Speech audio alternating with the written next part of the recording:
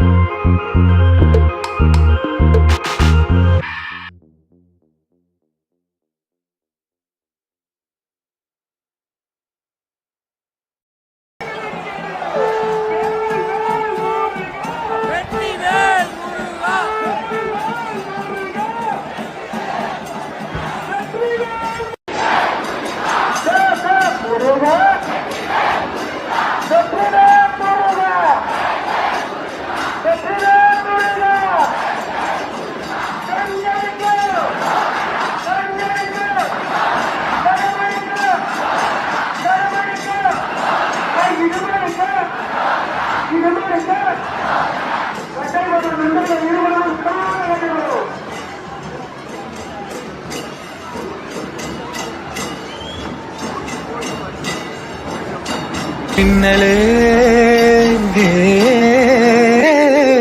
மின்னலே மின்னலே என் கண்ணிலே நெஞ்சிலே சொல்லனா கண்ணலே சக்கரே என் சக்கரே மெல் மெல்லமாய் செல்லமாய் கொஞ்சுதே மௌனமே. ப்ரோ செம்ம ஃப்ரேம் ப்ரோ, வேற மாதிரி இருக்கு. இது பாட்டு மட்டும் போட்டா போதும், வேற மாதிரி இருக்கும். கல்லற வட்டிக்கமா சில்லற ஒட்டிக்கமா அன்னத்திலமா ஐலன ஒட்டிக்கமா.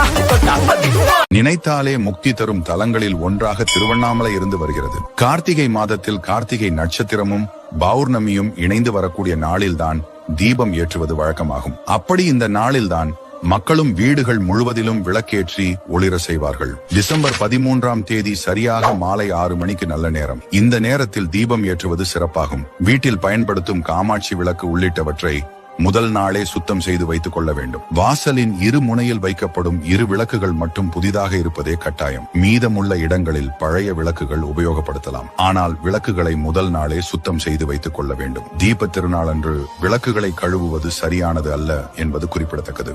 சிலர் வாசலில் குத்து விளக்கு ஏற்றுவது ஐதீகம். அப்படி இருக்கையில் குத்து விளக்கு வைக்கும் இடத்தில் கோலமிட்டு வைப்பதே சிறந்ததாகும். இதை தொடர்ந்து ஒவ்வொரு ஊர்களிலும் சோக்கப்பன் கொளுத்தும் நிகழ்ச்சியும் நடைபெறும். சிவன் இருக்கிற இடம் திருவண்ணாமலை தானா? போர் அடிச்சா வந்து போற இடம் தான் இந்த கேதார்நாத், கைலாஷ் எல்லாமே. சிவனுக்கு ரொம்ப பிடிச்சி இருக்கிற இடம் வந்து திருவண்ணாமலை. காசி, கேதார்நாத், முக்திநாத், ரிஷிகேஷ், கைலாஷ் இந்த 5 ஊரையும் ஒரு தராசு தட்டுல வச்சுட்டு இன்னொரு தராசு தட்டுல திருவண்ணாமலை வச்சீங்கன்னா சமமா நிக்குமா? எனக்கு இப்ப சொல்லும் கூட மெய் செலுத்துது.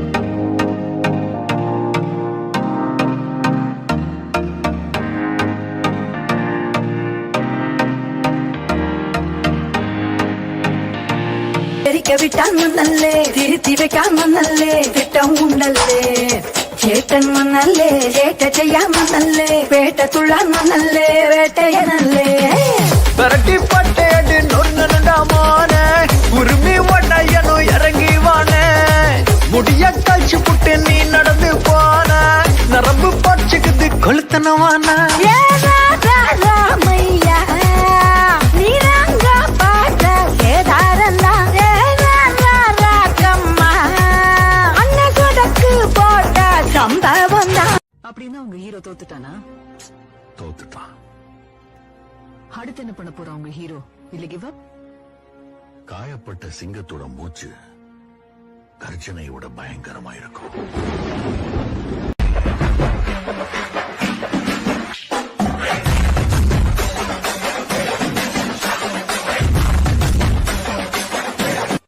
திருவண்ணாமலையில் காலையில் பரணி தீபம் ஏற்றிய பிறகு மாலையில் மலையில் இத்தீபம் ஏற்றப்படும். இந்த தீபம் சிவன் அக்னி பிழம்பாக நெருப்பு மலையாக நின்றார் என்ற ஐதீகப்படி மலையில் தீபம் ஏற்றப்படுகிறது. இத்தீபம் ஏற்றும் திருவண்ணாமலை மலையானது 2668 அடி உயரத்தை கொண்டுள்ளது. இந்த தீபம் ஏற்ற சுமார் 3000 கிலோ மேற்பட்ட நெய்யும் 1100 மீட்டர் காட துணியும் கொண்டு ஏற்றப்படுகிறது. திருவண்ணாமலையில் தான் சக்தியும் சிவனும் அர்த்தநாரீஸ்வர கோலத்தில் கலந்தனர். கார்த்திகை தீபம் அன்று நாம் வீட்டில் ஏற்றும் தீப விளக்கானது தீப ஒளியானது யார் மீது படுகிறதோ அவர்களுக்கு மறுபிறவியில் எந்த ஒரு துன்பமும் நடக்காது. இறைவன் மகாபலிக்கு முக்தி அளித்த போது கார்த்திகை தீபம் எல்லா இடங்களிலும் சிறப்பாக கொண்டாடப்பட வேண்டும் என்ற மகாபலியின் விருப்பத்தினை நிறைவேற்றி இறைவன் மகாபலியை தன்னுடன் ஐக்கியமாக்கிக் கொண்டார். கார்த்திகை தீப திருநாள் அன்று வீட்டில் கிழக்கு நோக்கி விளக்கு ஏற்றினால் உங்களுக்கு இருக்கும் கஷ்டங்கள் அனைத்தும் விலகிவிடும். மேற்கு திசை நோக்கி விளக்கு ஏற்றினால் கடன் தொல்லை முற்றிலும் நீங்கும். வடக்கு திசை நோக்கி ஏற்றினால் திருமண தடை நீங்கும். தெற்கு திசை நோக்கி எப்போதும் வீட்டில் விளக்கு ஏற்றக்கூடாது. வீட்டில் 27 விளக்குகள் ஏற்றி வைத்தால் நல்லது.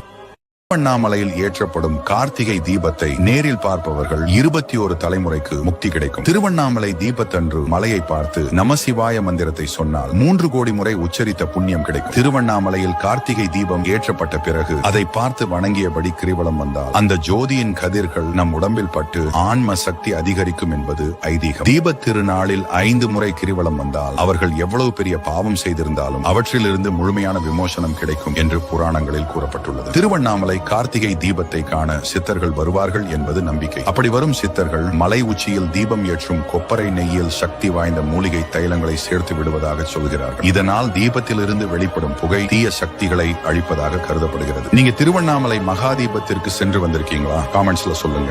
தெய்வம் கோயில விட்டு நம்ம கூட வாழ வருதுடே, பண்டிகையை கொண்டாடுங்கடே.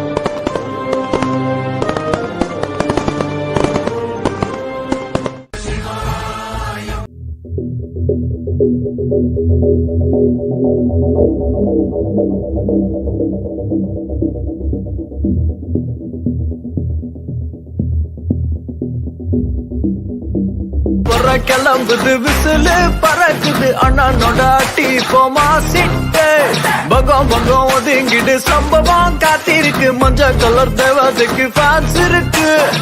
மட்ட பண்ணான சட்டான பேரு தேவையில்லாம பிரச்சனை இருக்கு.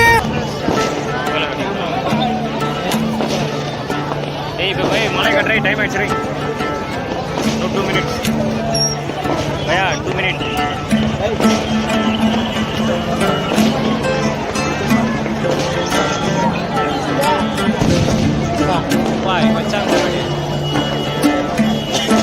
திருவண்ணாமலை அப்படியே வேற லெவல்ல ட்ரோன் எங்க பாருங்க பறக்கப்படுவாங்க.